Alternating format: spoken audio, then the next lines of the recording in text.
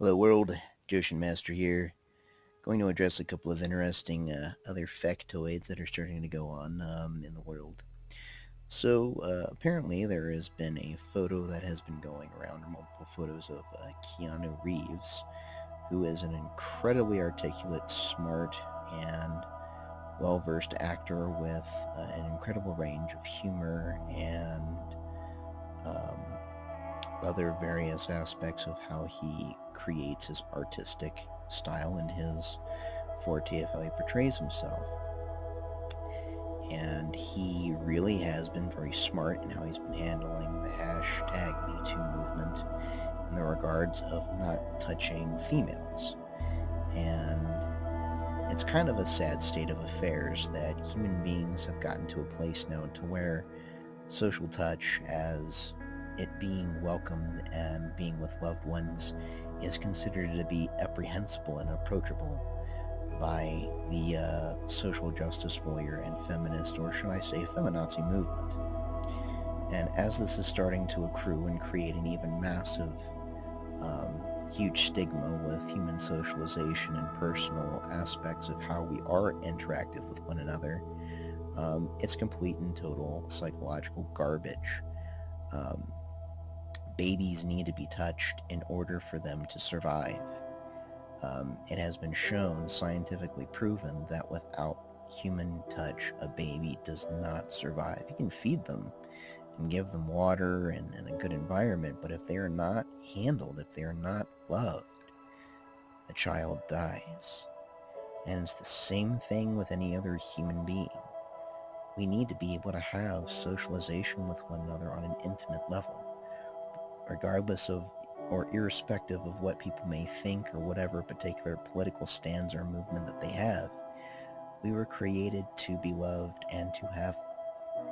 And yet this has been misconstrued and turned into a huge, monstrous, illicit, falsified propaganda to create a separation between men and women, which I think is falsely advertised and is creating an even bigger barrier in society than people realize. Me and my friends, we talk all the time. We we hug. We do all kinds of stuff, male and female alike. And we're not hooked up on these social political nuances and nonsense that are being prioritized by other individuals, which is complete and total stupidity. Um, and you shouldn't let it limit you as a person or as a human being. If you love your family and friends, don't be afraid to hug them and love them. Just be mindful of who you do these things with. That is the important part. If the person is a mindless automaton and brainwashed idiot who just follows the social media and is following the masses and allowing that to affect them in their personal lives, I guarantee you their life is absolutely miserable. They are not being loved like they should. They're not being held like they should. And they're probably very sad and very lonely. And I feel bad for these people because they don't allow to have actual real human interaction into their lives. And they keep everybody at a pace away or even further because they're hurting, they're lost, they don't know what an actual relationship is, they don't know how to engage with other people, and it's a sad state of affairs in our society. Um, and I think this is becoming more and more socially acceptable, which is complete and total bullcrap, bullshit. And I think that we need to have kind of like an awakening, not a woke moment. A woke moment is a created term of when people become uh, basically triggered about a specific thing or nuance that leads to the invisible patriarchy or anything like that. And it is becoming a subtle, nonsensical component to how people start to identify and create illicit and inappropriate discourse that's based on inaccurate and falsehood accusations. And it is becoming more widely known now that a lot of people are starting to come out with this, that a lot of these accusations that are now being utilized are false.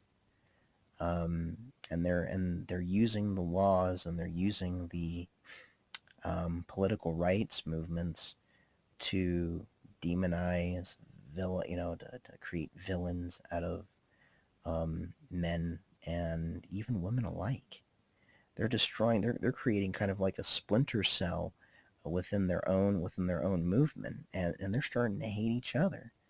Now, these angry large women are hating skinny women and saying, you need to get fat. You need not to be healthy, and follow us and be a giant misandric land whale, and make sure that you stuff your face and follow the body positive movement, because you're shaming every woman that's not fat.